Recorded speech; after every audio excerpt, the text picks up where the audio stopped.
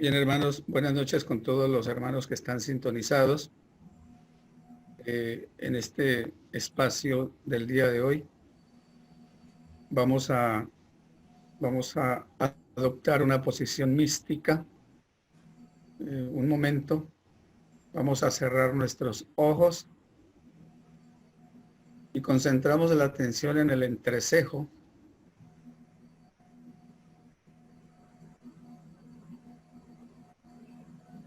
Decimos: Sacratísimo Espíritu Santo, Señor y dador de vida.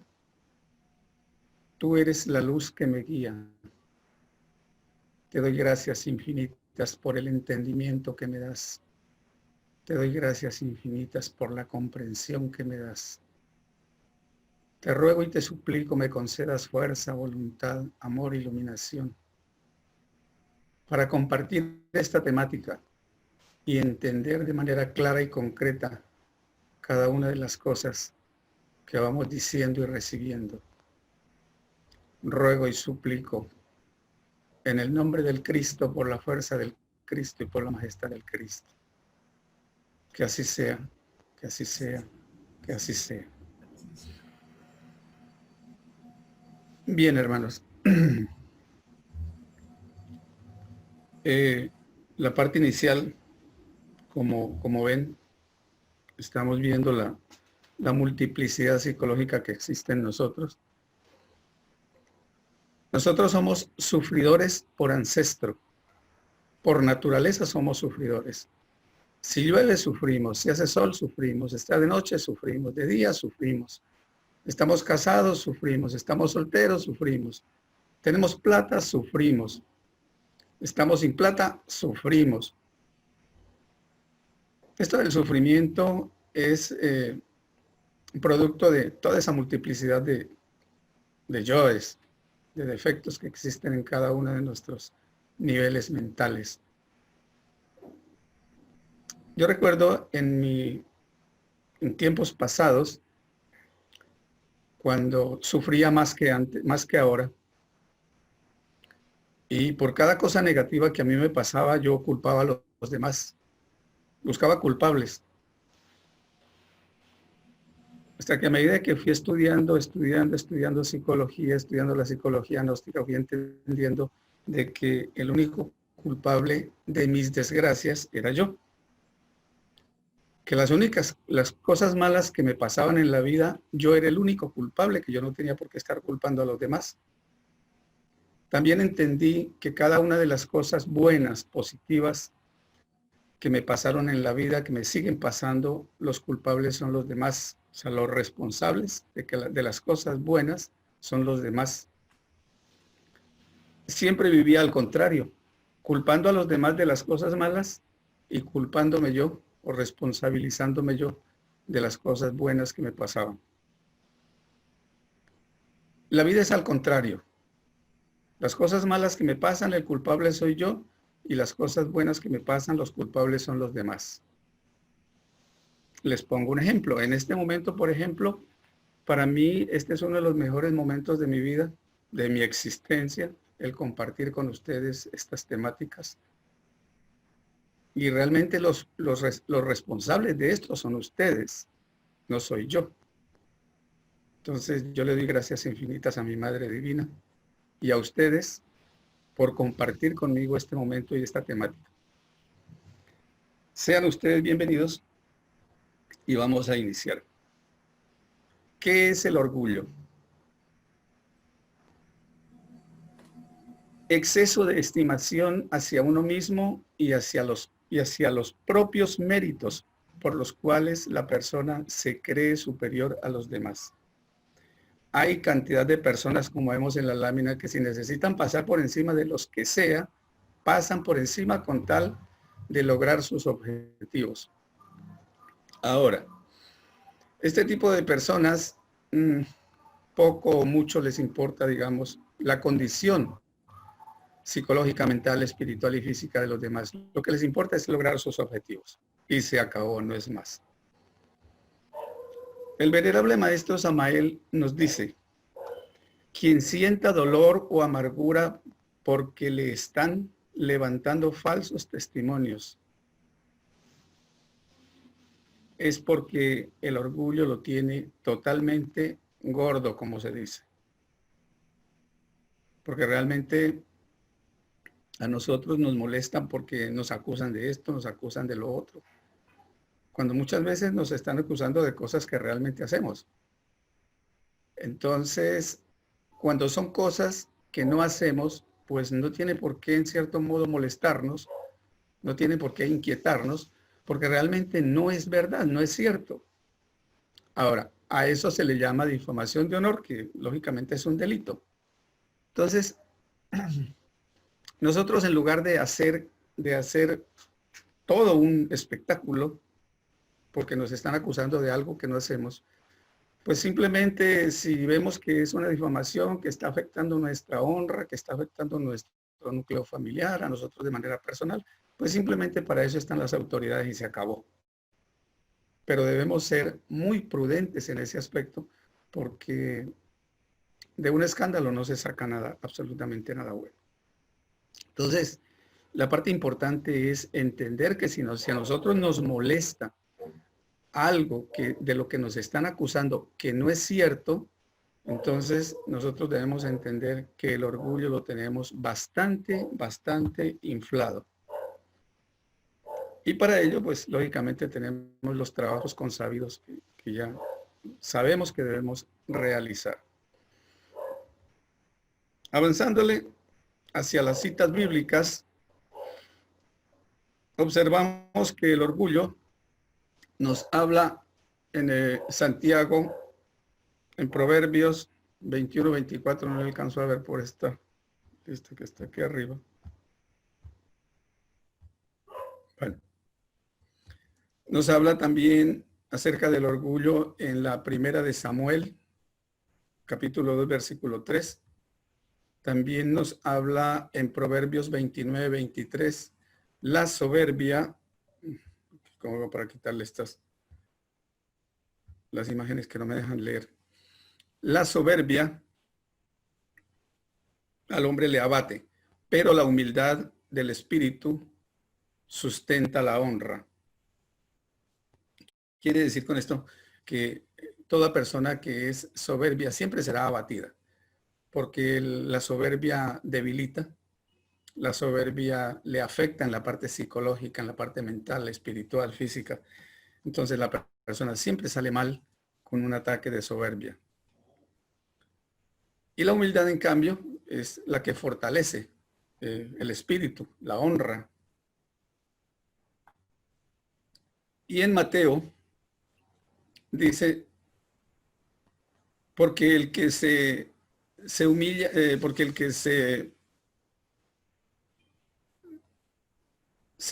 enaltece será humillado y el que se humilla será enaltecido. Quiere decir con esto que nosotros necesitamos ser muy tranquilos, muy serenos.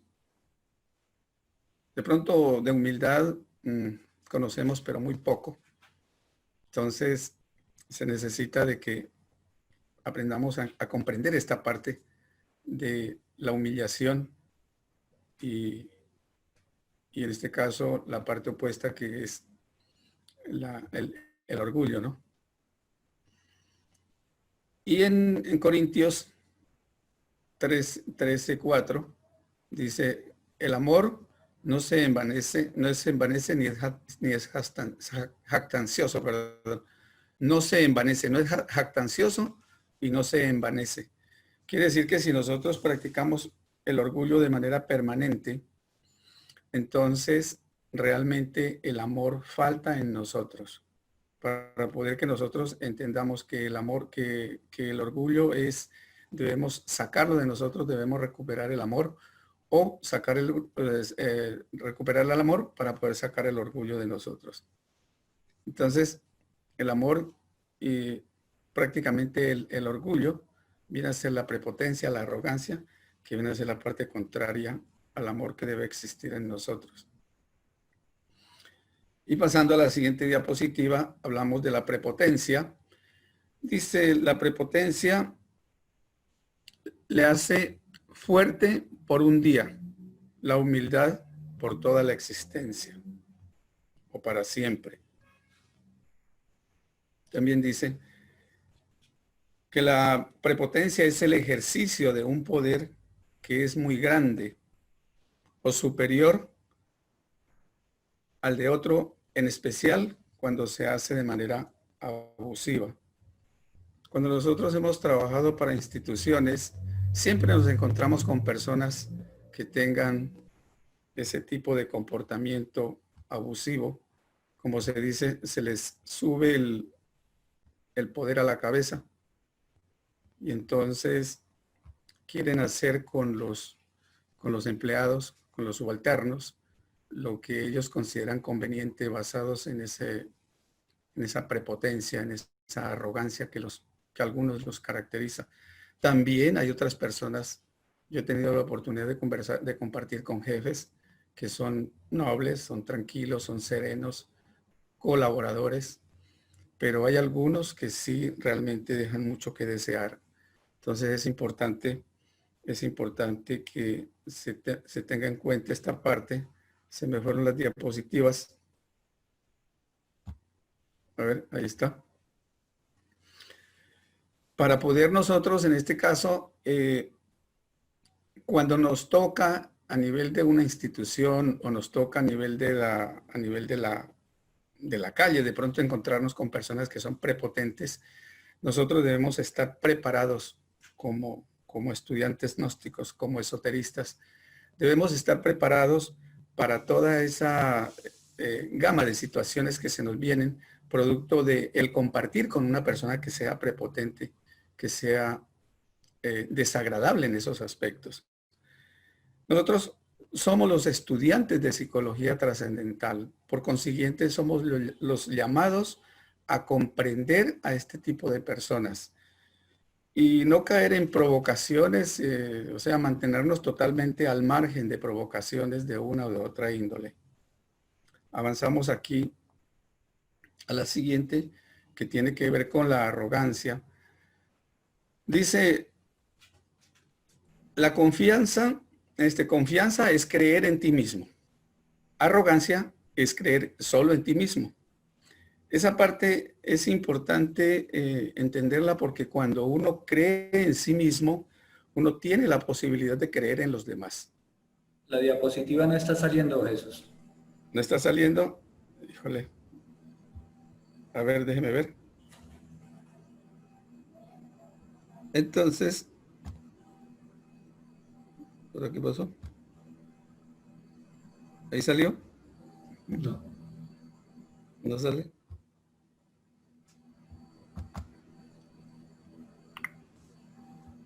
A ver, a ver.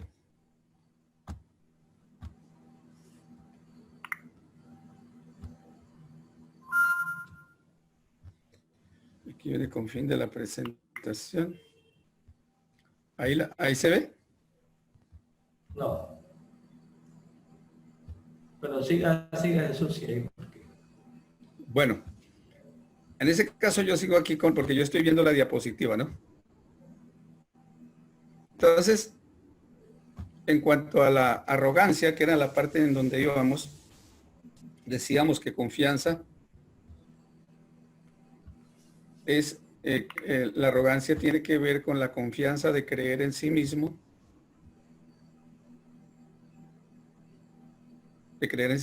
y la arrogancia es creer solo en ti mismo.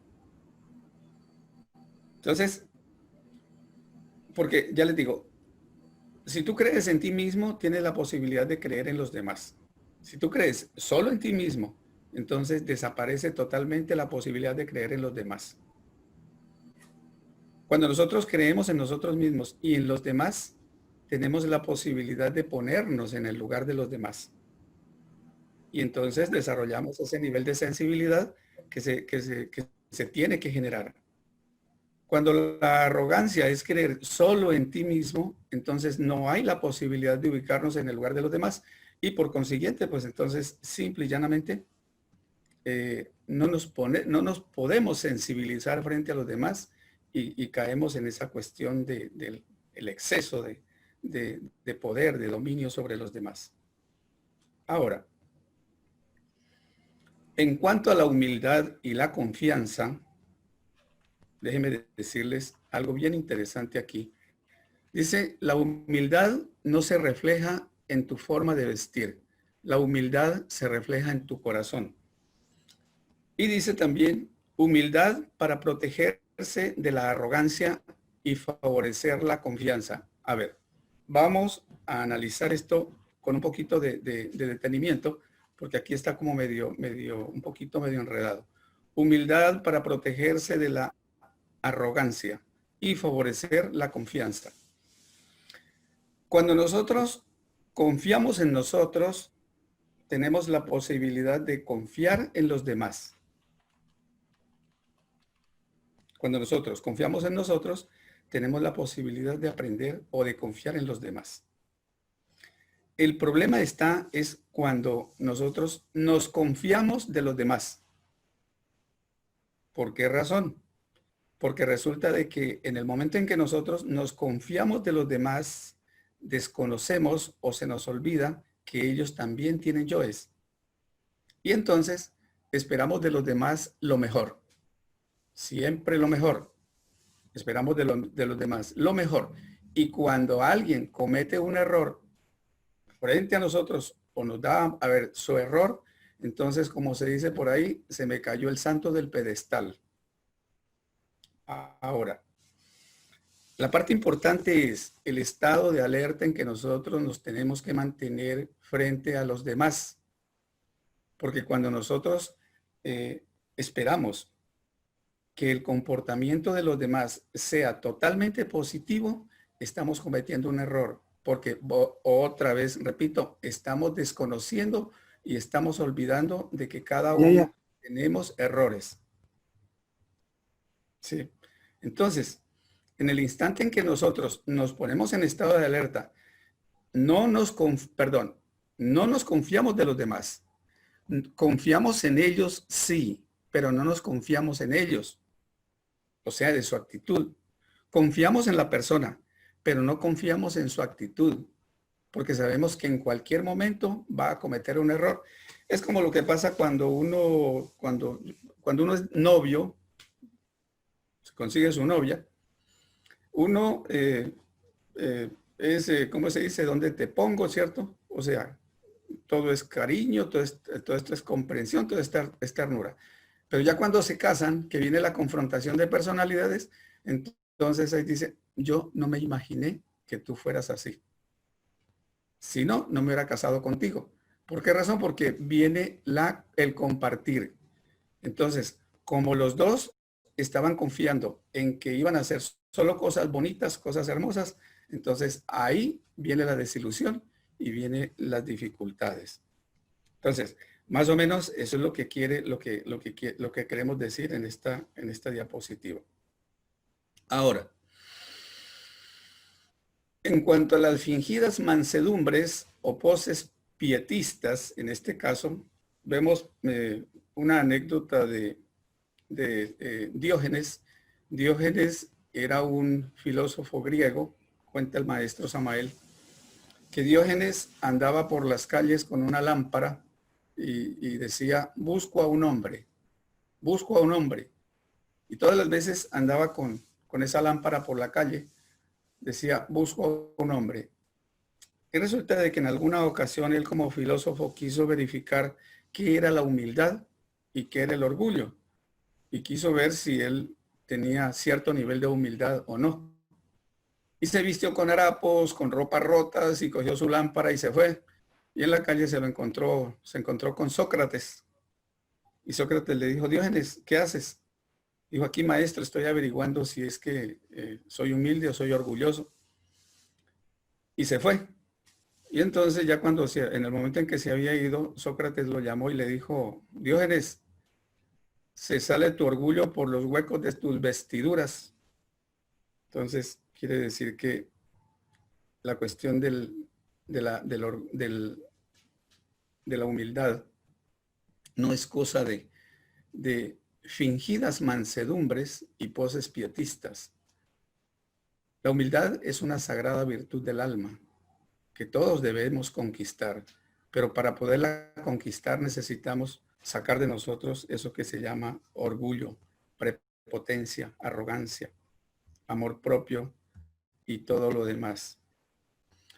Hay una máxima de Gandhi que dice, no hay que apagar la luz de otro para lograr el brillo de la nuestra. Es muy importante esa máxima. Y en cuanto a lo que son las discusiones indeclinables tienen que ver con las parejas que en los hogares simple y llanamente confrontan sus personalidades, en donde uno de los dos debe ceder. Cuando se dan estos conflictos entre pareja, especialmente frente a los hijos, entonces uno de los dos debe ceder. Si es que los dos no pueden, entonces los dos oyen, gritan, pero ninguno escucha. Entonces es importante que cada uno de ellos tome conciencia acerca de lo que está sucediendo y se den cuenta de que se están afectando ellos y están afectando al núcleo familiar. Entonces, cuando se dan los contratiempos entre pareja, es importante que en ese caso se haga, si es que tienen algo que reclamarse, se reclamen, pero totalmente en privado, que los miembros del hogar no se den cuenta de que hay alguna diferencia entre ellos, porque ya le digo, eso conlleva a malos ejemplos. Cuando la pareja reincide mucho en su prepotencia y no quiere ceder ante las ideas, conceptos y opiniones del otro, entonces se crean esos conflictos, esas confrontaciones de personalidad, y eso no le hace bien ni a la pareja ni al hogar. Entonces es importante que se lleve a cabo un análisis y un estudio de cómo están en pareja para poder que haya, en este caso, un equilibrio en el hogar. Y avanzando, podemos hablar algo acerca del desprecio. Con el desprecio lo único que se logra es daños a nivel de las personas, crueldad y destrucción. Una persona que desprecia a otra no solamente se está agrediendo psicológicamente él o ella que desprecia, sino que hay una agresión psicológica entre los dos. Y es una agresión psicológica bastante fuerte porque a uno lo desprecian, pero uno no acepta el desprecio. Uno de pronto no quiere ese desprecio, sino que la persona de pronto por algún motivo específico, vaya a saber cuál, es que desprecia al otro, ya sea porque está resentido o resentida por algún comportamiento que haya habido, o simplemente por una idea que se le metió en la cabeza y que pues de pronto quiere saber si es que realmente es cierto lo que está pensando o no está pensando. Entonces, cuando la persona desprecia a la otra es porque hay algo con lo que no está conforme. Pero muchas veces la persona también se da, digamos, y dice, no te quiero hablar, no te quiero decir nada, no quiero compartir contigo, entonces mejor retírate, qué sé yo. Entonces, esa falta de comunicación sincera, clara y concreta en la pareja hace que el desprecio se haga evidente y con ello pues los daños y la crueldad que puede darse. Y continuando ahora con la indiferencia. Esto de la indiferencia es bien interesante porque dice la indiferencia no separa a las personas, perdón, la distancia no separa a las personas, la indiferencia sí.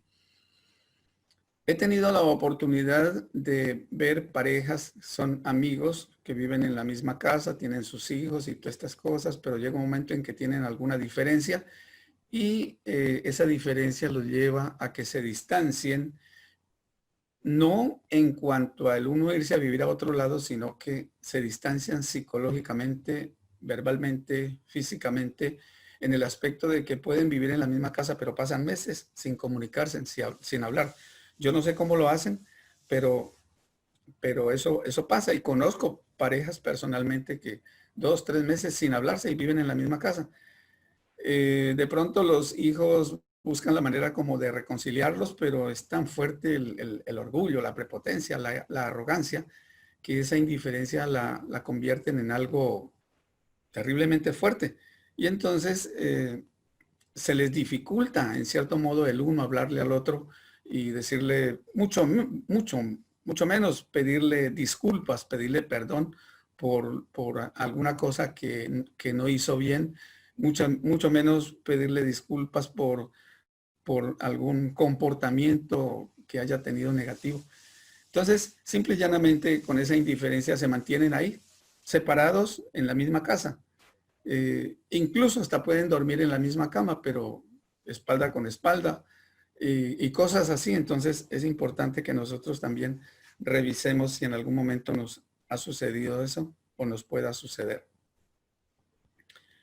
Avanzando en este caso, haciendo un autoanálisis de lo que es un descubrimiento que se debe hacer en cuanto a, ya ahorita estamos en la conclusión del tema.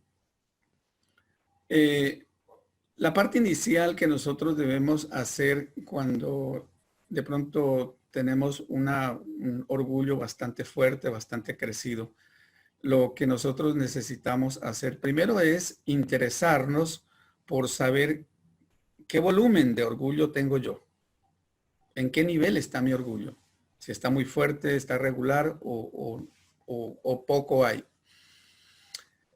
Cuando nosotros despertamos ese interés en querer saber acerca del porcentaje de orgullo que tenemos, necesitamos también querer establecer un cambio en nosotros. Si a nosotros nos interesa saber sobre nuestro orgullo, pero no queremos cambiar, no estamos haciendo nada.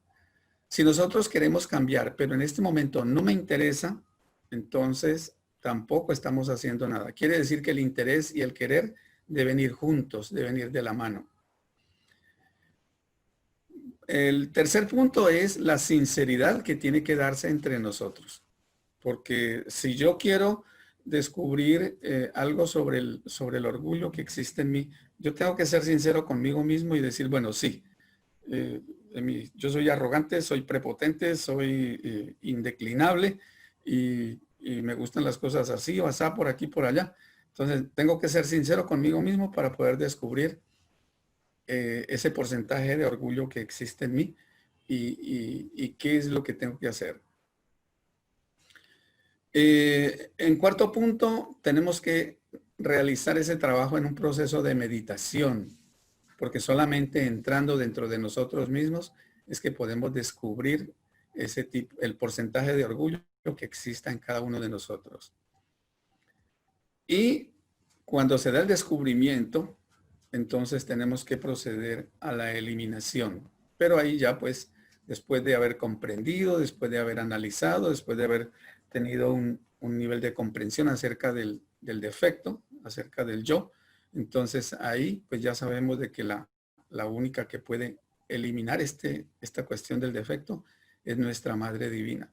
Nosotros simplemente lo que hacemos es preparar el terreno con la comprensión, y cuando ya hayamos comprendido, entonces ahí sí podemos recurrir a nuestra Sagrada Madre Divina, Kundalini del Amor, para que lo elimine, porque solo el poder de ella es que puede eliminar cada uno de nuestros defectos y darnos el paso libre para que la virtud se haga posible en cada uno de nosotros.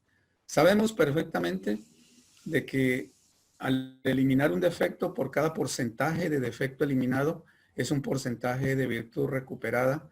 Si nosotros eliminamos un 10% de nuestros defectos, entonces será un 10% de nuestras virtudes recuperadas. Y así sucesivamente seguiremos avanzando en cada uno de ellos. Ya sabemos también, de acuerdo a lo que nos ha dicho el venerable maestro Samael, de que debemos coger uno por uno de nuestros defectos. Porque si queremos eliminarlos todos al mismo tiempo, eso es imposible, totalmente imposible.